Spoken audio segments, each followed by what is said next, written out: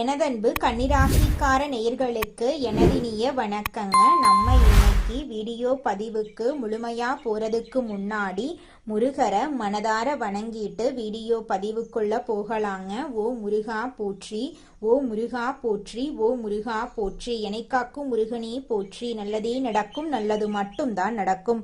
நம்மளோட கன்னி ராசிக்காரங்க விவேகமான சிந்தனைக்கு சொந்தக்காரங்களா இருக்காங்க. ஒரு விஷயத்த செய்யும் போது நுணுக்கமா கவனிச்சுதாங்க இவங்க செயல்படுவாங்க. ஒழுக்கம், சுத்தம், ஒழுங்கான வாழ்க்கை வாழக்கூடியவங்களா இவங்க இருக்காங்க. இவங்கள பொறுத்த வரைக்கும் சமுதாயத்துல ஒரு பெரிய மாற்றத்தை கொண்டு வரணும் அப்படிங்கிறதுக்காக இரவு பகல் உறங்காம உழைச்சுக்கிட்டே இருக்காங்க. அறிவியல், கல்வி, விவாதங்கள்ல இவங்க வல்லமை வாய்ந்தவங்களா இருக்காங்க. கடுமையாக உழைக்கக்கூடிய தன்மை இவங்க கிட்ட அதிக லெவல்ல இருக்கு. அடுத்தவங்க செய்ய முடியாதுன்னு ஒதுக்கி வச்ச காரியத்தை கூட அழகா திட்டம் தீட்டி முயற்சி பண்ணி அந்த காரியத்துல வெற்றி அடையக்கூடியவங்களா இவங்க இருக்காங்க. கன்னிராசிக்காரர்களே, நீங்க இப்போ இந்த வீடியோவை பார்த்துட்டு இருக்கீங்கன்னா அது தற்செயலா நடக்கலங்க. இது ஒரு ரகசிய அழைப்புங்க. நீங்க இப்போ வாழ்க்கையில ஏதாச்சும் மாறாதன்னு காத்துட்டு இருக்கீங்க. ஒரு நல்ல செய்தி, ஒரு சேஞ்ச், ஒரு சுபகாரியம். ஆனா என்ன ஆச்சு? அந்த நல்ல விஷயம் நடக்கிற மாதிரி தெரியுதுங்க. ஆனா கடைசி நிமிஷத்துல கை கெட்டினது வாய் கெட்டாம போயிடுங்க. இதெல்லாம் நடக்க போகுதுன்னு நீங்க யார்கிட்டையும் சொல்ல முடியாம மனவலியோட நான் என்ன தப்பு பண்ணேன்னு கடவுள்கிட்ட கத்தி கத்தி அழுதுட்டு இருப்பீங்க. ஆனா ஒண்ணு மட்டும் நிஜங்க, இந்த தடை, இந்த கஷ்டம், இந்த மன அழுத்தம் இதெல்லாம் உங்களை தோக்கடிக்க வரலங்க, உங்களை எழுப்பத்தான் வந்திருக்கு. கன்னிராசிக்காரர்களுக்காக ஒரு மிகப்பெரிய மாற்றம் நடக்க போகுதுங்க. ஆனா அந்த மாற்றம் வரணும்னா நீங்க ஒரு சின்ன பரிகாரம் பண்ணணுங்க. உங்க மனசுல இப்ப இருக்கிற கவலைய நினைச்சுக்கிட்டு உங்க குலதெய்வ பெயரை கமெண்ட் பாக்ஸ்ல எழுதுங்க. மறக்காம உங்களுடைய ஊர் பேரையும் கமெண்ட் பாக்ஸ்ல எழுதுங்க. உங்க வாழ்க்கையில நல்லதுதாங்க நடக்கும். கெட்டதுங்கிற பேச்சுக்கெல்லாம் துளி கூட இடம் கிடையாதுங்க. கால புருஷ தத்துவத்துல 6வது ராசியா இருக்கக்கூடிய கன்னி ராசிக்காரர்களுக்கு வணக்கங்க. புதன் பகவானின் ஆதிக்கம் நிறைந்த எதையும் நுணுக்கமாக ஆராயும் புத்திசாலித்தனத்துக்கும் அடையாளமான கன்னி ராசி நேயர்களே, மென்மையான மனதும் மேன்மையான அறிவும் கொண்டவர்களே, உங்கள் அனைவருக்கும் அந்த ஆதி சிவனின் அருளும் உங்க ராசிநாதன் புதன் பகவானின் ஆசியும் எப்போதும் முழுமையாக கிடைக்கட்டுங்க. இன்னைக்கு நம்ம பேச போற இந்த விஷயம் வெறும் ஜோதிட பலன் கிடையாதுங்க. இது உங்களால பல பேரோட வாழ்க்கையில இப்ப நிமிஷத்துக்கு நிமிஷம் நடந்துட்டு இருக்கிற ஒரு கசப்பான உண்மைங்க. நமக்கு ஏன் இந்த நிலைமை? இந்த ஒரு கேள்வி கன்னி ராசிக்காரர்களுடைய தூக்கத்தை கெடுத்துட்டு இருக்குதுங்க. ராத்திரி படுத்தா மூளை யோசிச்சுட்டே இருக்குங்க. மனசுக்குள்ள ஒரு இனம் புரியாத பயமும் பாரமும் இருக்குதுங்க. யாரை நம்பி இவ்வளவு உண்மையா இருந்தோம்? யாருக்காக நம்மளுடைய உழைப்ப மொத்தமா கொட்டணும்? ஆனா கடைசியில அதே கைகள் நமக்கு குளிப்பறிக்க காத்துக்கிட்டு இருக்கீங்கன்னு நீங்க உள்ளுக்குள்ள நொந்து போயிருப்பீங்க. கன்னி ராசி நேயர்களை பொறுத்தவரை நீங்க எப்போதுமே ஒரு வேலைய பர்ஃபெக்டா செய்யணும்னு நினைக்கிறவங்க. உங்களை நம்பி ஒரு பொறுப்பை கொடுத்தா அதை உங்க உயிரை கொடுத்து முடிப்பீங்க. மற்றவங்க கஷ்டப்படும் போது உங்க அறிவை பயன்படுத்தி அவங்களுக்கு ஒரு பாதையை உருவாக்கி கொடுப்பீங்க. நீங்க எதற்காகவும் துணை இருந்து அவங்கள வளர்த்து விடுவீங்க.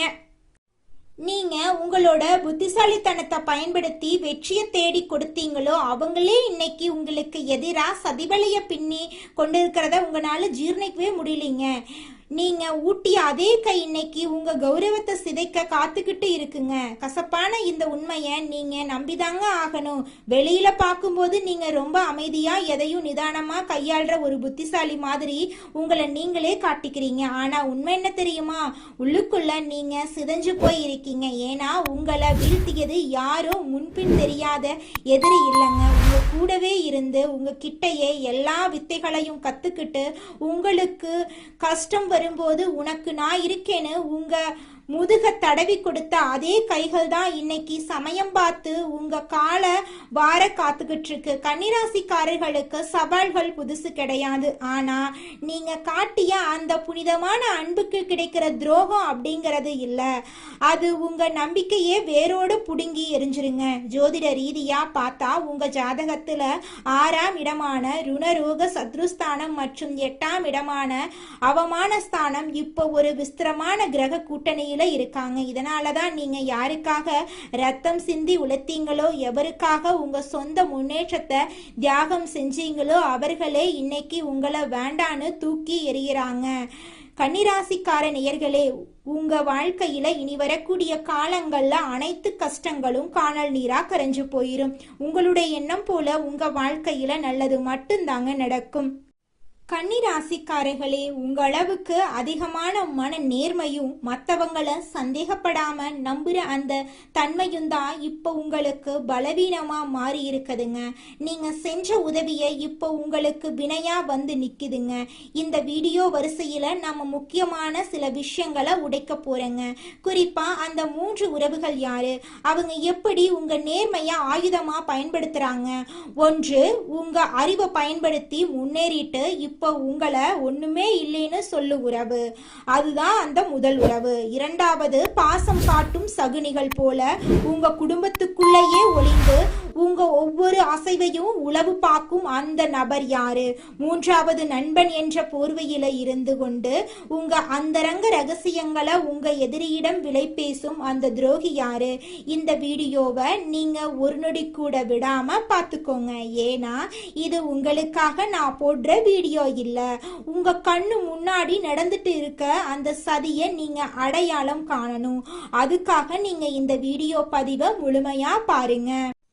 கன்னிராசிக்காரர்களே, உங்களை எதிரிகளிடமிருந்து பாதுகாத்து கொள்ளக்கூடிய கட்டளைகளை பத்தி தெரிஞ்சுக்கலாங்க. அதிகமா யோசிக்கிறத குறைச்சிக்கோங்க. மன அழுத்தத்தை கட்டுப்பாடோட வச்சுக்கோங்க. எல்லாரையுமே சந்தேகப்பட வேண்டாம்.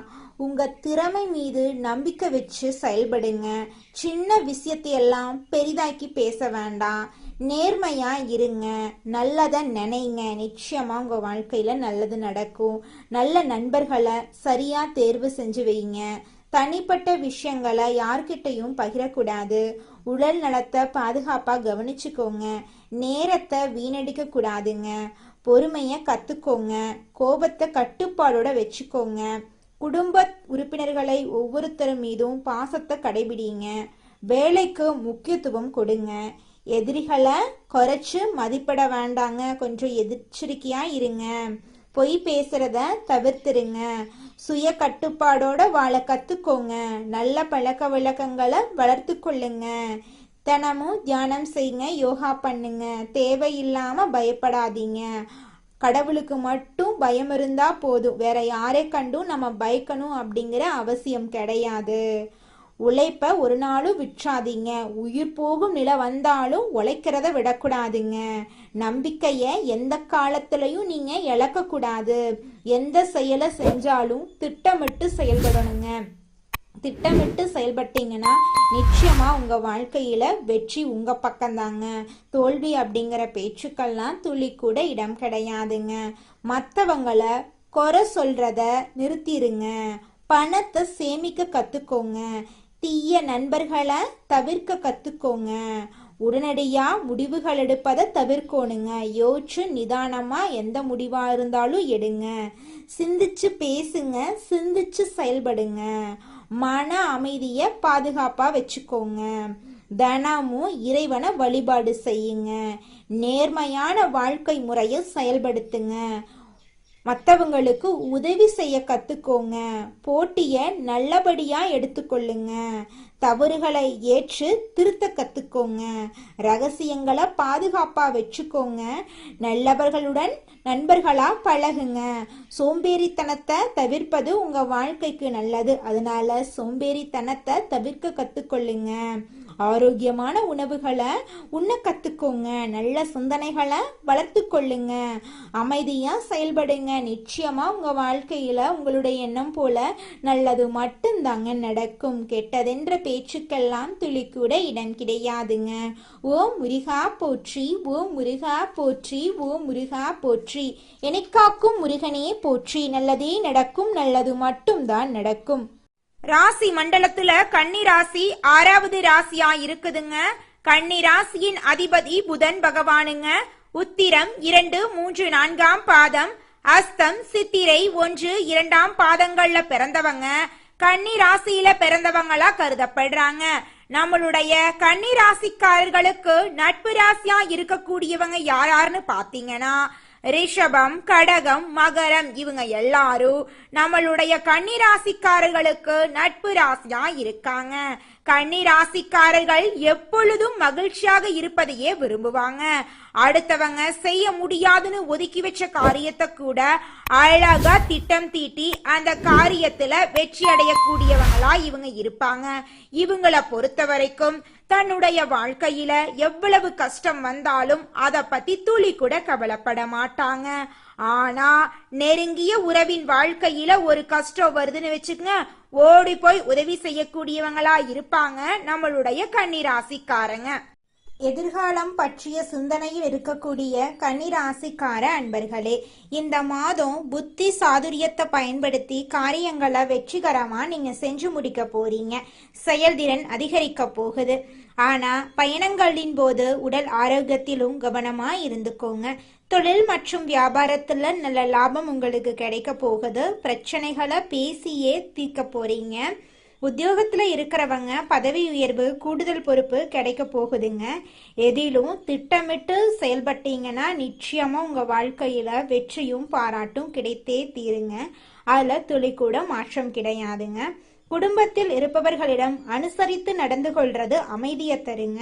கணவன் மனைவி இருவரும் சேர்ந்தெடுக்கும் முடிவுகளால குடும்ப விஷயங்கள் சாதகமா நடக்கும். பிள்ளைகளால பெருமை சேரும். பெண்களுக்கு அடுத்தவர் பேசுவதை காதில் வாங்காம தவிர்ப்பது நல்லதுங்க. நீண்ட நாட்களாக இழுபறியாக இருந்த பிரச்சனைகள் குறைய போகுது. மனதில் எதிர்காலம் பற்றிய சிந்தனை உண்டாக போகுதுங்க.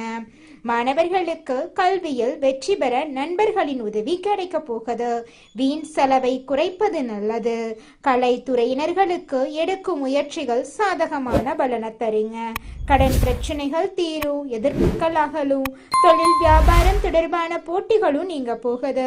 அரசியல் துறையினர்களுக்கு விடாப்பிடியாக செயல்பட்டு சில வேலைகளை முடிப்பீங்க. நண்பர்களுடன் மனத்தாங்கள் வரும். யாருக்கும் சாட்சி கையெழுத்து போட வேண்டாம். வேலையாட்களால பிரச்சனைகள் வர வாய்ப்பு இருக்கு. அதனால கொஞ்சம் நீங்க எச்சரிக்கையா இருந்துக்கோங்க. மறைமுக எதிர்ப்புகள் வந்து நீங்கும். உங்க வாழ்க்கையில இது நாள் வரைக்கும் தடைபட்ட அனைத்து காரியங்களுமே இனி வரக்கூடிய காலங்கள்ல தங்கு தடையின்றி நடக்க போகுது. உங்களுடைய ஆசைகளும் கனவுகளும் படிப்படியாக நிறைவேற போகுதுங்க.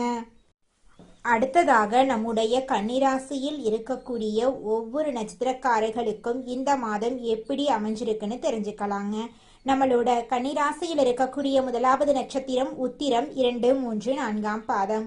உங்களுக்கு இந்த மாதம் எப்படி அமைஞ்சிருக்குன்னு தெரிஞ்சுக்கலாங்க.